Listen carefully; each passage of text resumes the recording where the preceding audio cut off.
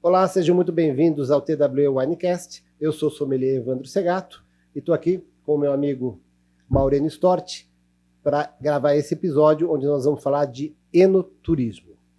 Para quem está chegando agora, o TWE Winecast é um programa gravado em 3 episódios por mês.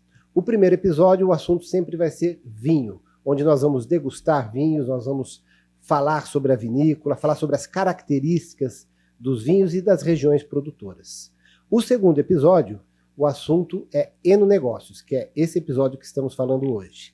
E temos um terceiro episódio, onde nós falamos de enoturismo. E hoje nós temos um convidado especial, né, Maurênio? Sem dúvida, Segato. Hoje nós convidamos o CEO da Casa Perini, Franco Perini, que é um executivo jovem, inovador. Acho que a Casa Perini, para quem não conhece, poucos não conhecem, acho que a maioria conhece, é uma liderança no setor do vinho do Rio Grande do Sul, em especial, localizada na região do Trentino, que é entre Farroupilha e Bento Gonçalves. E a Perini, enquanto vinícola, né, a Perini tem um conceito de indústria, mas enquanto vinícola, na minha concepção, ela desenvolveu tudo aquilo que o enoturismo e o enonegócio apregou, que é o turismo de experiência, são animação. Durante a Perini acabou de fazer um show num sábado, foram 3.300 pessoas com o show do Alok, faz corridas, a Perini Ram, que é e se preparando também para a questão da peregrinação, porque a Perini está numa região que leva ao Caravaggio. Então, é muito interessante, no nosso episódio, a presença do Franco, para ele contar como é que foi essa iniciativa. Eu acho que isso é um detalhe bem bacana, que o nosso assinante e parceiro quer ouvir, e o Terroir Wine Experience traz como primeira experiência o teu protagonismo. Muito obrigado. Primeiro, eu quero agradecer ao Maurênio, agradecer ao Segato pelo convite para participar desse episódio do TWE. Não tem dúvida que, para nós, Casa Perini, é um motivo de orgulho participar de um momento com pessoas tão especiais como vocês e espectadores tão engajados no negócio de vinho como a gente está encontrando aqui. E, Maurênio, obrigado pelo jovem liderança. Eu me sentia melhor quando eu tinha 20 anos, tá? Eu espero amadurecer como bons vinhos, tenho cuidado para isso. Mas quando eu tinha 20 eu era melhor, não tenho dúvida. Mas sim, estamos aí dispostos a fomentar o negócio de enoturismo dentro da vinícola. A gente enxerga o tema desse episódio do TWE como uma importante plataforma, se não a plataforma mais importante para a gente construir relacionamento com os consumidores, né? Então, a Casa Perini ela vem se voltado muito para o negócio de enoturismo como um dos seus alicerces de construção de marca, de branding da nossa companhia, né? Eu acho muito importante a gente deixar claro que quando nós falamos de enonegócios, as pessoas sempre, em questão de vinhos, né, enonegócios, as pessoas sempre pensam em vender vinho, né? Mas o enonegócio, ele abrange muito mais. Vender vinho é uma parte até das pequenas. Isso está crescendo cada vez mais, as pessoas estão ficando cada vez mais criativas, e o que eu acho bacana é você explicar para nós exatamente essa criatividade que vocês tiveram de levar o enonegócio num outro patamar. Quando eu vi que vocês estavam fazendo um show do Alok, colocando milhares de pessoas lá, eu fiquei super empolgado. Eu falei, poxa vida, é um negócio super bacana. Você está levando um público novo para a vinícola, né? É verdade. Assim, Segato, a Casa Perini, para efeito de localização geográfica, ela não está numa região de turismo tão madura quanto é a região das Hortênsias aqui, como é a região do Vale dos Vinhedos em Bento Gonçalves. Todavia, a Casa Perini está no Vale Trentino. O Vale Trentino está localizado no meio do caminho entre Gramado e Bento Gonçalves. Uma terra até então inexplorada para enoturismo. E claro, a gente entende que a frequência de pessoas que se movem a visitar vinícola, buscar produtos de enoturismo, visita muito mais Bento Gonçalves e eventualmente até Gramado do que o Vale Trentino, que é uma terra até então desconhecida. E isso para nós foi um desafio, que ao mesmo tempo fez com que nós pensássemos diferente para fomentar o nosso negócio de enoturismo.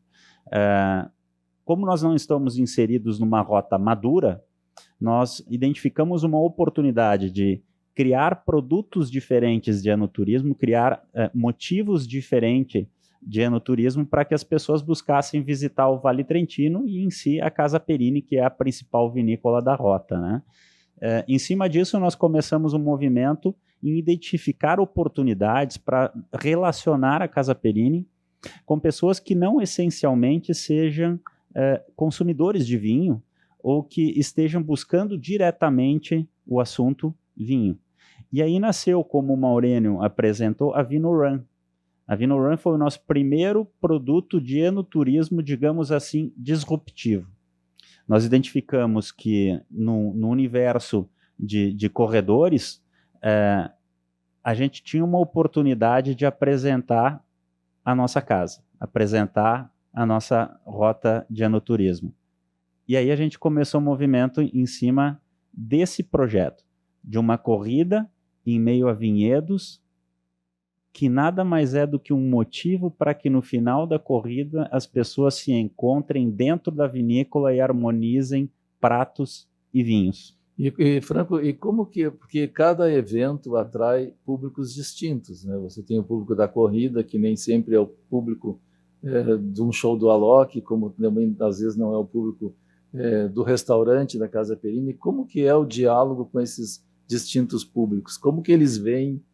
Qual é a percepção que vocês têm dessa relação do vinho enquanto protagonista com esses programas que vocês propõem? Então, Maurênio, a gente vem descobrindo que atletas acabam descobrindo o vinho como uma forma de vida também, né? A gente conseguiu construir uma rede de relacionamento, no caso da VinoRun, com corredores do Brasil inteiro e até pessoas que viajam de fora, porque por mais que a gente pense que para a gente praticar a corrida basta um short, um tênis, as pessoas investem nisso, viajam para conhecer regiões diferentes, correr provas diferentes, etc.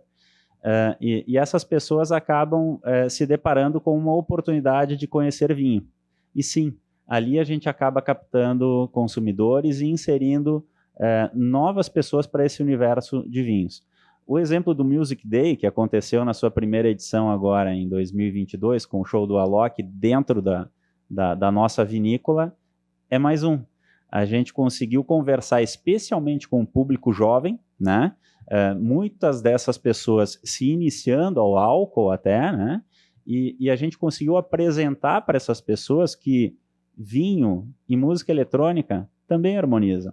Essas pessoas acabam se identificando muito mais, claro, com espumantes brut, doce, demi-sec, enfim, esse vasto portfólio de espumantes que a nossa casa carrega, do que vinhos tintos, vão ficar para um segundo momento, não tenho a menor dúvida disso, mas é uma oportunidade de a gente apresentar para essas pessoas também um universo que até então para elas é desconhecido. Então vamos lá, a gente tem um evento de música que vai ser bianual, né? O próximo já está marcado para 2024, não vai ser eternamente um evento de música eletrônica, a gente está identificando vários gêneros musicais que a gente pode trazer para dentro da nossa vinícola, e junto de dessa diversidade cultural musical, a gente também atrai, vamos dizer assim, tribos distintas para os quais a gente apresenta o vinho também, né? Então tem sido muito interessante a gente criar experiências diferentes para se harmonizar com o vinho.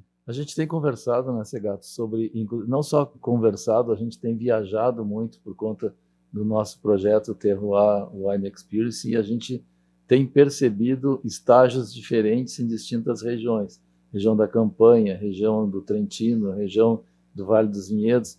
E a gente tem conversado também, né, Franco, sobre a criatividade dos argentinos em relação a como tratar a questão do enoturismo, né? Eu sei que a Perini também tem relação com o mercado argentino já em desenvolvimento. Que experiência que a gente pode contar ou trazer ou aprimorar nesse modelo de trazer um pouco o que acontece de bom lá em Mendoza, Salta? O Segato acabou de vir de Salta também, a convite do governo argentino. Acho que tem uma pegada aí muito bacana de intercâmbio, mas de troca dessas experiências, né? sem dúvida. O negócio de enoturismo hoje ele é global, né? A gente tem exemplo de Mendoza, Salta, diversas regiões tradicionais produtoras da Argentina que agregam para nós muito conhecimento, por serem regiões muito maduras em termos de destino internacional para viagens de vinho. Mas eu não pararia por aí. A gente, nas nossas horas vagas, eu digo, o nosso assunto, o nosso lazer também é vinho. Então, quando a gente tem a oportunidade de visitar regiões distintas do planeta, a gente busca regiões produtoras. Então, a gente teve a oportunidade de conhecer regiões produtoras do Chile, da França, Portugal, Espanha, Itália, Califórnia, Austrália, etc. E de todas essas regiões tradicionais produtoras do globo, a gente consegue extrair experiências diferentes, né? Os argentinos, como você fala, Maurênio, eles são exímios receptores de turistas de vinho, né? A Mendoza é um destino muito desejado por europeu, por norte-americano, por brasileiro também, né? O vinho argentino está muito inserido dentro do mercado brasileiro, até pelas mãos da Casa Perini, né? A Casa Perini tem um rótulo elaborado dentro de Mendoza, que a gente chama de Casa Perini Terroir Malbec, que é um produto que a gente traz a identidade dessa variedade que é tão desejada. E a gente aprende muito também com os nossos colegas produtores argentinos as formas de receber as pessoas que nos visitam para procurar vinho, né? Não tenha dúvida. E como é que é essa relação da discussão hoje do posicionamento desses distintos vales, né? Vale Trentino, Vale dos Vinhedos, a campanha gaúcha? Como é que isso está acontecendo do seu ponto de vista de atratividade, de negócio mesmo, que é um pouco... nós temos uma leitura, né, que o vinho ele é um protagonista de N oportunidades, não só beber vinho, mas o vinho é um network, né? Ele proporciona essas relações. E como é que vocês estão vendo, vocês, quando eu digo empresários do ramo do vinho, esse salto do Rio Grande do Sul, em especial, ou da região sul, né, nesse contexto? Então, Maurênio, a Serra Gaúcha em si, a macro-região produtora da Serra Gaúcha, ela é responsável hoje por 85% a 90% de toda a produção de vinho do país, né? E dentro dela, o que eu uso dizer que a gente consegue enturnar, a gente como consumidor de vinho consegue encontrar é diversidade. Legal. A gente fala, hoje a gente tem várias micro-regiões produtoras e especializadas em diferentes rótulos, diferentes variedades, diferentes estilos de vinho, né? O Vale dos Vinhedos é uma delas, é a mais madura. O Vale Trentino é a região onde a gente está inserido e vem despontando muito, especialmente com a indicação de procedência geográfica para moscatéis, mas que também agrega uma diversidade enorme de rótulos, tintos, brancos, etc. Farroupilha é o maior produtor de moscatel do Brasil, né? Sim, sim. Farroupilha tem o título de capital brasileira dos moscatéis. Porque no território do nosso município a gente detém praticamente 60% de toda a produção de moscatel do país, né? Então, essa uva que ela tem uma versatilidade de se transformar em espumantes, frisantes, vinhos tranquilos, vinhos de sobremesa. Quem detém a grande produção dessa variedade no Brasil é o município de Farroupilha.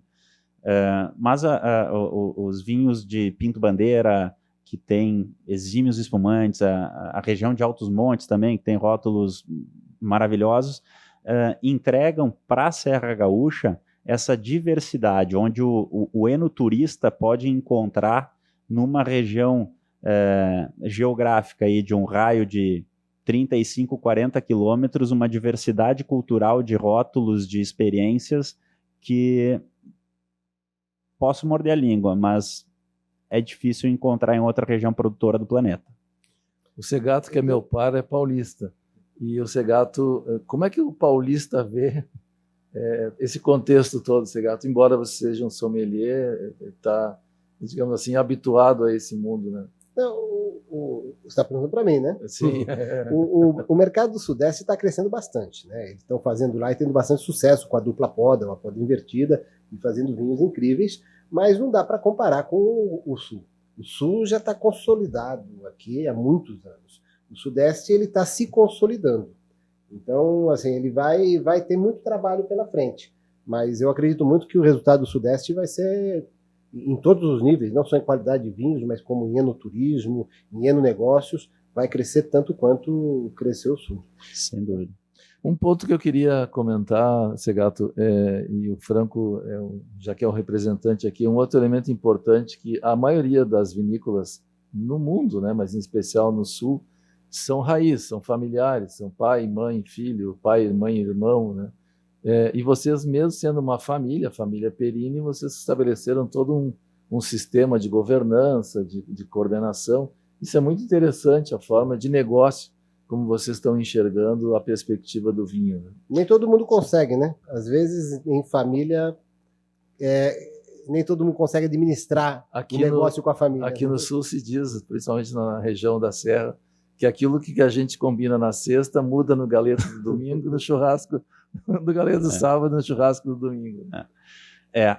A gente vê, né? Todos os dias a gente vê que gestão de empresa familiar, ela em algum momento ela vai ter que passar por um processo de profissionalização para que a longevidade do negócio seja garantida, né?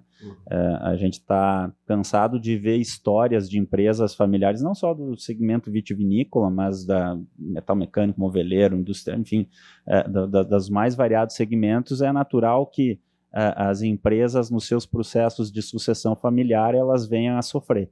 E eu digo que foi uma estratégia muito inteligente dos sócios da Casa Perini, de, num determinado momento, construir um modelo de gestão profissionalizado, onde existe, sim, a participação da vinícola, com 2 membros dentro de um conselho deliberativo administrativo, mas existem 3 profissionais também de mercado, com expertise nas suas áreas, com conhecimento de gestão corporativa familiar também, que agregam muito para o nosso negócio, e a gente percebe já, essa é uma experiência que a gente vive já há 4 anos e meio, quase 5 anos, a gente percebe que a evolução do nosso negócio como gestão é substancial, sem perder a raiz familiar, como muito bem Maurênio coloca, né? O Maurênio teve a oportunidade de conhecer lá o meu pai, a minha mãe, que são sócios fundadores da nossa casa, e ainda são muito ativos no negócio, mesmo sem estarem no processo decisório da companhia, mas são muito ativos, são presentes, opinam, e isso agrega uma exorbitância para a gente garantir a longevidade e a raiz do nosso negócio por gerações, né? Uma última pergunta que eu tenho, Franco, dentro do nosso capítulo aqui de enonegócio. Como é que a Perini enxerga o movimento do vinho brasileiro, em especial o vinho da região sul, nesse posicionamento de preço que está tendo em relação aos vinhos importados? Para onde vai isso? Então, Maurênio, a gente falar em posicionamento de preço no mercado doméstico, a gente precisa, diria eu, abordar 2 caminhos, né? Se a gente falar do vinho estrangeiro que entra no Brasil de modo legal, eu diria que a indústria brasileira hoje tem total competitividade, consegue entregar rótulos com preço e benefício em todas as escalas de consumo, desde o vinho de R$30 até o vinho de R$200, o Brasil ele consegue entregar preço e benefício, desde que se considerar o vinho importado legalmente, né? Que sobre ele incidem todos os mesmos tributos que incidem também na cadeia produtiva brasileira, né? Todavia, a gente se depara todos os dias com vinho que chega no Brasil por descaminho. Esse sim, esse vinho sim, que muitas vezes ele é de qualidade e origem duvidosa, né? Ele chega à disponibilidade do consumidor por valores muito mais atrativos. E aí sim é difícil, né? Porque nós falamos todos os dias, se os vinhos da nossa casa, da Casa Perini, fossem desonerados de tributos na ordem de 45%, 50%, que é a incidência fiscal que se gera na hora do faturamento, né?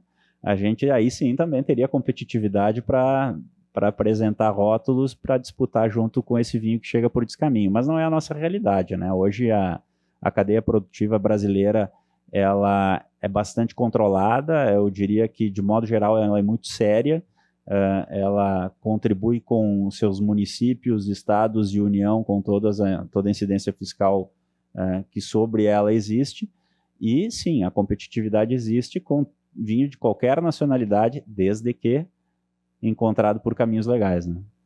Eu queria fazer uma pergunta, voltando um pouco nessa parte de negócios do show do Alok, da corrida, que é o que eu falei que vocês estão dando um passo acima, porque todas as vinícolas que nós visitamos, não tem nenhuma que não esteja investindo no enoturismo, mas com o objetivo principal de trazer o cliente para degustar os seus vinhos, para almoçar nos seus restaurantes, quando é possível, quando a vinícola tem, enfim, trazer para que ele compre o vinho direto na vinícola. Vocês, além disso, que vocês já têm e fazem muito bem feito essa parte de enoturismo, vocês fizeram o show do Alok, vocês fazem essa parte de corrida. O que eu queria saber, e é uma pergunta íntima de negócio seu, é assim, esse negócio vamos dar o exemplo do show do Alok, que é algo um negócio totalmente distinto da vinícola. Acho que foi boa a palavra, disruptivo.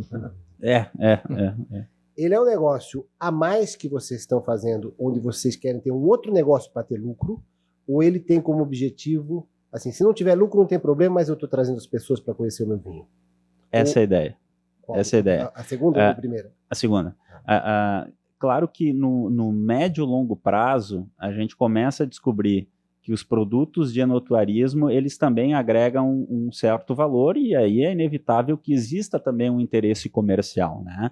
Mas até atingir essa maturidade nos produtos de enoturismo, a gente tem um longo caminho de tempo, né, a ser tratado. Mas sim, a gente já está determinado dentro da Casa Perini que a gente não vai desistir, pelo contrário, a gente vai se fortalecer cada vez mais nos negócios de enoturismo. A gente fala a todo momento do Music Day, a gente fala a todo momento da Vino Run, que vai ter 2 edições esse ano.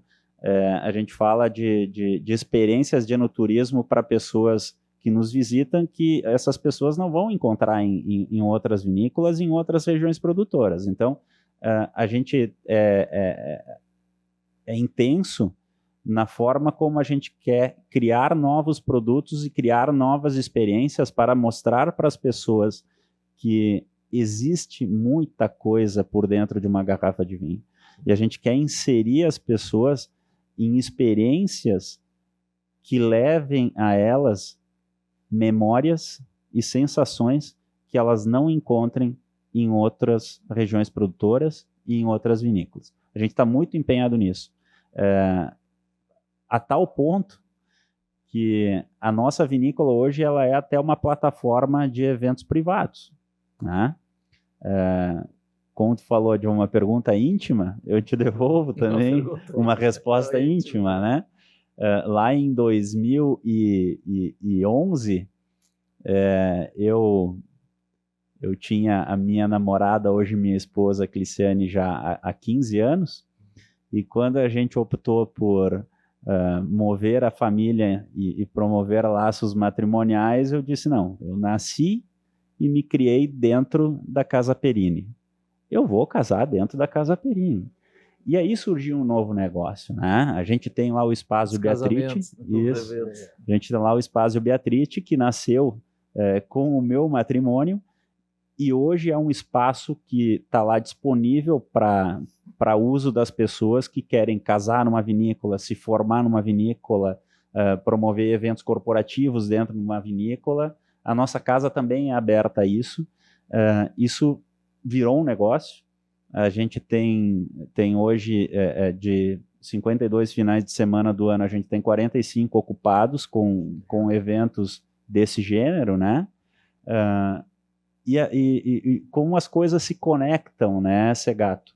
Hoje a gente já vislumbra numa área da vinícola ali, muito próxima, no meio dos nossos vinhedos, uma oportunidade também de hospedaria, né? Então, dentro de poucos meses, junto até das grandes ideias do Dr. Maurênio, a gente deve apresentar para o mercado um primeiro Eno Resort de vinho do Brasil. Legal. Um projeto boutique, com características de arquitetura singulares, com característica de serviços únicos, que promovam, de novo, uma experiência para as pessoas que elas não consigam encontrar em termos de vinho em outro local.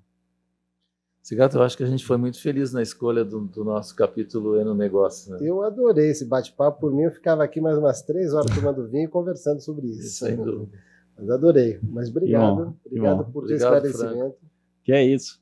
Agradeço eu, em nome da Casa Perini, essa oportunidade que vocês estão nos dando para contar um pouquinho do que é a nossa casa para esse seleto grupo de pessoas que, assim como nós 3 aqui, são apaixonados por vinho, né? Então, Obrigado. saúde. Um brinde aqui. Saúde. Esse bate-papo maravilhoso. Obrigado vocês. Inscrevam-se no nosso canal, dê joinha e acompanhe todos os outros episódios do TWE Winecast.